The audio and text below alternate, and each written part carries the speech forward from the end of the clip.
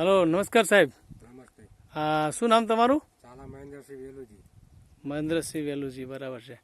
આ ખેતર તમારું સાહેબ? હોવે. અચ્છા અચ્છા. હા, તો મહેન્દ્રસિંહ, તમે આપણા ખેતરની અંદર કયું ખાતર નાખ્યું છે? ન્યુટ્રીકીટની કીટ વાપરી. અચ્છા, વેલ્સન ફાર્મરની આ ન્યુટ્રીકીટ વાપરી છે. અચ્છા, કેટલા દિવસ થયા સાહેબ? 20 દિવસ થયા. 20 દિવસ થયા. તો આમાં તમને શું ફરક લાગે છે? રિઝલ્ટમાં ફૂલ સારું હો, પછી અંદર ડિલિવરી રહે સારી, રોગ બોગ કોઈ નહીં. બિલકુલ રોગ આવ્યો નથી કેમ? અને ફ્લાવરિંગ બાવિંગ સારું. ફ્લાવરિંગ અને આવકમાં પણ આવકમાં બી સારું. બરાબર. મરચું બી શાઇનિંગ વાળું આવે છે કેમ? શાઇનિંગ વાળું મરચું, શાઇનિંગ વાળું. ઓકે, સરસ સરસ. મરચું બી ફર્સ્ટ ક્લાસ છે, સીધું લાંબુ, અને ગ્રીનરી તો એકદમ લીલોતરી છે. લીલોતરી.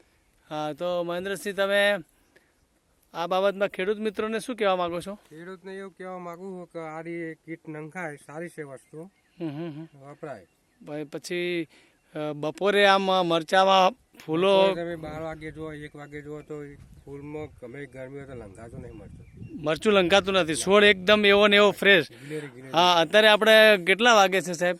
અત્યારે 1:30 વાગ્યો છે. બરાબર, 1:30 થઈ છે, એટલે 1:30 ખરા બપોર છે. છતાં પણ મરચું તમે જોઈ શકો છો સાહેબ, બિલકુલ એના પાદા સેનાતા નથી, અને ફૂલો તો અઢળક ગજબના આવ્યા છે, અને ફ્લાવરિંગ બી સારું છે, ગરતું બી નથી, અને મરચું પુષ્કળ પ્રમાણમાં આવ્યું છે. તો ખેડૂત મિત્રો, આપણે આ વેલ્સન ફાર્મા ફર્ટિલાઇઝરનું એક ઓર્ગેનિક ન્યુટ્રીકીટ વાપરવાનો આગ્રહ રાખો, અને વધુ ઉત્પાદન લઈ શકો એવી મારી ભલામણ છે.